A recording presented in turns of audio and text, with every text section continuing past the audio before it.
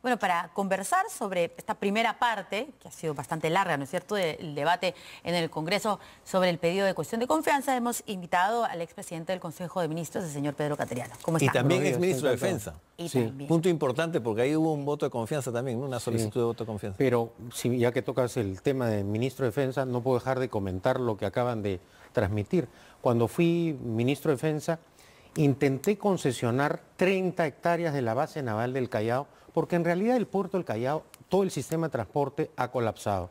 Lamentablemente en ese momento el propio Ministerio de Economía y Finanzas no facilitó este proyecto, pero ojalá que se vuelva a trabajar porque realmente, y en las tardes el acceso al puerto simplemente ya no invaden un carril completo, ahora están invadiendo el del costado. Y se podría aprovechar este proyecto para modernizar todo el puerto del Callao, todo el sistema, construir un nuevo antepuerto para la Marina de Guerra, en fin, lo dejo ahí. Bueno, pero estos temas importantes, sí. Pero no siente como que estamos como entrampados y en vez, por ejemplo, de ver temas como estos... Si no le dan la confianza a Salvador Solar, voy a postularlo pues para presidente del Consejo. Para que termine el proyecto. No, es que generalmente me invitan acá solo para ver conmociones políticas, pero hay otros temas. Viene bastante seguido. Hay otros temas, el tema del agua, por ejemplo. Es importante. El tema del agua. ¿Que estamos entrampados o este es algo que se tiene que dar en la cuestión de confianza? Está bien lo que ha hecho el Ejecutivo y que sigamos todos pendientes en esto cuando hay tantos otros temas. Hay otros temas, evidentemente, pero este es un tema crítico. ¿Por qué razón? Porque el país no puede continuar con este enfrentamiento permanente entre los poderes del Estado. ¿Qué cosa es la democracia? La democracia es una forma de gobierno en donde el rasgo distintivo es el equilibrio entre los poderes del Estado. Pero la separación también. Y la separación de poderes, naturalmente, pero no el enfrentamiento permanente entre los poderes del Estado. Ahora, acá hay dos discusiones en realidad. La constitucional, que es la jurídica, y la política. Hay posturas respecto a que este planteamiento de la cuestión de confianza no es constitucional. Y en ese aspecto considero que sí se ajusta al espíritu y a la letra de la Constitución el planteamiento que ha presentado el presidente del Consejo. Pero no hay cuestión sobre la constitucionalidad de la solicitud del voto de confianza. No, sí, es más, se ha criticado, por ejemplo, se ha llegado a decir que el presidente de la República no puede presentar proyectos de reforma constitucional porque la Constitución... Pero ese es otro tema.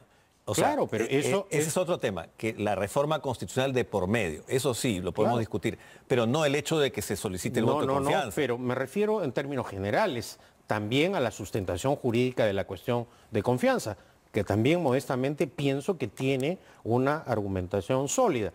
En lo que sí uno puede criticar, opinar, es en la parte política. Que ciertamente una cuestión de confianza se basa fundamentalmente en un criterio político. Porque ¿qué cosa es la cuestión de confianza? Es un acto de iniciativa ministerial que tiene el gabinete o un ministro de Estado por separado para forzar un pronunciamiento, un apoyo político del Congreso, cuando el Congreso no se lo ha dado o el propio gobierno percibe que no tiene una salida. Entonces, por ejemplo, se envía un proyecto de reforma que es consecuencia no solamente de la iniciativa del gobierno, sino producto de un referéndum. Nosotros, nos guste o no, fuimos convocados a unas elecciones para opinar sobre los proyectos que presentó el presidente Vizcarra. El pueblo se pronunció masivamente a favor de esos proyectos. A raíz de ello, envía esta reforma que la demoró, que no la hizo oportunamente, que la encargó a una comisión de juristas, de técnicos, etc. Pero, por lo menos lo que se esperaba en el Parlamento es un debate de esas reformas. Ese proyecto se envía a la Comisión de Constitución y en un debate casi como nos encontrásemos en un parlamento cubano o norcoreano, se archiva, ni siquiera se eleva al Pleno del Congreso para ser debatido. Claro, es perfectamente legal y reglamentario lo que ha hecho la Comisión de Constitución, no estoy objetando eso, pero sí estoy criticando el hecho que el presidente de la República, al amparo de un apoyo popular expresado por el referéndum y además en uso de una atribución constitucional que también tiene, de enviar proyectos con carácter de urgencia, el Congreso simplemente diga, no es urgente, políticamente no es importante, lo mande al archivo y ni siquiera tengamos un debate amplio. Y eso es, tal vez eso, sumado a los archivamientos de las acusaciones constitucionales, el caso más escandaloso, el del fiscal supremo Chávarri, es lo que llevó al presidente... Pero eso tendría que ser puesto de lado. O sea, porque el voto de confianza no es sobre acusaciones constitucionales. No, pero el presidente de la República también recoge el sentir de la ciudadanía. Ha habido una indignación nacional. Está bien, bueno, todo eso está muy bien, pero eso tiene que ser puesto de lado, porque el voto de confianza es el voto de confianza, es una institución de la Constitución. Claro, es una institución de la Constitución. Y tiene unas razones. Claro, unas razones que están ahí, los que usted dice, claro, pero no las del otro. Claro, pero las razones no solo están basadas en hechos jurídicos, sino también en acontecimientos políticos. Pero el sentir del pueblo es que quieren cerrar el Congreso. No quieren que lo disuelvan, no le importa la cuestión de confianza, no le importa si es constitucional o no es constitucional. De hecho, la gente no está atenta al debate. La gente sigue con su vida y nos avisan si cierran el Congreso. Ese es el sentir de la población y no porque sea el sentir, ¿no es cierto, doctor? Vamos a permitir que el presidente, por ejemplo, quiera cerrar el Congreso, sino que por la vía constitucional podría estar facultado si es que se le niega la confianza. Naturalmente nadie en su sano juicio puede o debería estar a favor de un cierre del Congreso. Pero en democracia nos guste o no... Pero hay mucha gente que lo pide. Pero, o sea, se lo decimos acá porque acá recibimos eso. Usted ha hecho mención del sentir popular. ¿Por qué razón? No, porque totalmente. somos un país que lo que menos ha tenido han sido gobiernos democráticos. Como el resto de países latinoamericanos, acá lo que han imperado son las dictaduras, la fuerza bruta, la decisión del hombre duro. Civiles y militares. Civiles y militares. Y no nos hemos acostumbrado precisamente a emplear, por ejemplo, estos mecanismos como la cuestión de confianza. Claro, o también el debate para la reforma constitucional, porque es otra cosa que es bastante objetable, es que se ponga un plazo sin que haya un debate nacional y no solo congresal con respecto a reformas constitucionales. En ese aspecto estoy absolutamente de acuerdo. Es decir, un debate constitucional no puede, desde el punto de vista además académico, político, realizarse en 15 días. No, eso no puede ser. Bueno, en un mes, como ha dicho, porque ayer el primer ha dicho, a ver, 15 días, bueno, o sea, más o menos calculemos. Pero ¿qué cosa es? Es digamos, la dinamita de la cuestión de confianza. Es un aspecto netamente político. Ahora, si lo analizamos fríamente, no resiste el menor análisis, es verdad, en 15 días no puedes armar una reforma constitucional. No debería. Pero ¿por qué actúa el Ejecutivo así? Porque el Parlamento simplemente se ha negado. Claro, pero una mala conducta del Parlamento no se puede resolver con una mala conducta del Ejecutivo. Bueno, pero acá lo que estamos viendo es lo siguiente. ¿Quién ha abierto esta vía? ¿Quién disparó la bala de plata?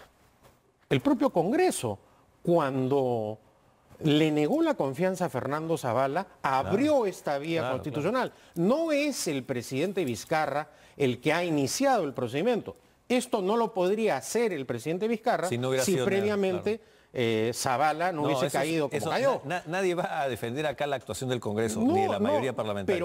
Pero lo que es importante es recordar los hechos, porque a veces se dice, es culpa ahora del solar con Vizcarra. No, esto es consecuencia también de actos. Es todo un proceso, digamos, ¿no? Sobre todo para nosotros que no nos importa ni acá ni allá, sino qué pasa con el país. Así es. Entonces, la pregunta es los escenarios que vienen. O sea, ¿qué puede pasar hoy día? No sé, ¿hoy día se votaría? ¿Hoy día termina el debate y después se vota? ¿Cómo es? No hay un plazo para el término del debate. En realidad, si apreciamos algunas de las intervenciones de ayer, han tenido otros objetivos, diría, netamente políticos, de ataque, de exposición. Sí. Pero, a ver, ¿qué pasa si el Congreso no le extiende la confianza al gabinete? El presidente podría disolver el Congreso constitucionalmente, convocar elecciones inmediatamente. Congresales, exactamente, para reemplazar al Congreso disuelto y que el nuevo Congreso complete el mandato del actual. Hasta el 2021. Otro parlamento corto. Otro parlamento corto como y el del además, 90-92. y además simplemente con cambio de casaquillas, porque van a ser las mismas agrupaciones políticas. Y ojo. Sin mayoría fujimorista, ¿no? Que de repente eso entusiasma a algunos. Pero hay otro detalle que hay que tener en cuenta. En las últimas elecciones regionales y municipales, los apristas y fujimoristas no llegaron a la valla electoral del 5%. Pero, por supuesto. ¿Se arriesgarían a participar en una campaña para perder la inscripción electoral a puertas de la presidencial? Eso también lo van a tener que sopesar el día de hoy que van a votar. No solamente como algunos congresistas decían ayer que no les interesaba la quincena. Sí. No, eso también lo van a tener que sopesar. Claro, pero ahora, eso no es espectacular. O sea, no, yo digo, no sé cuál es el análisis del gobierno o de algunos creyendo que el Congreso que vendría sería mejor solo porque no habrían fujimoristas o apristas. ¿Quiénes estarían ahí?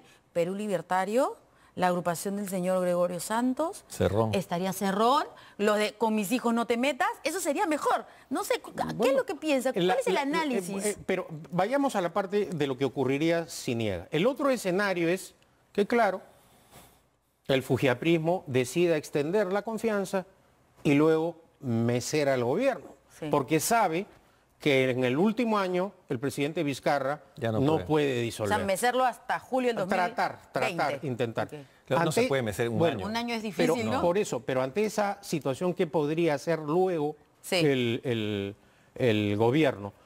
Y en ese aspecto discrepo de que si en 15 días no me lo das, lo interpreto como una disolución. ¿Por qué razón? Porque hay otras vías constitucionales. ¿Cuál sería otra?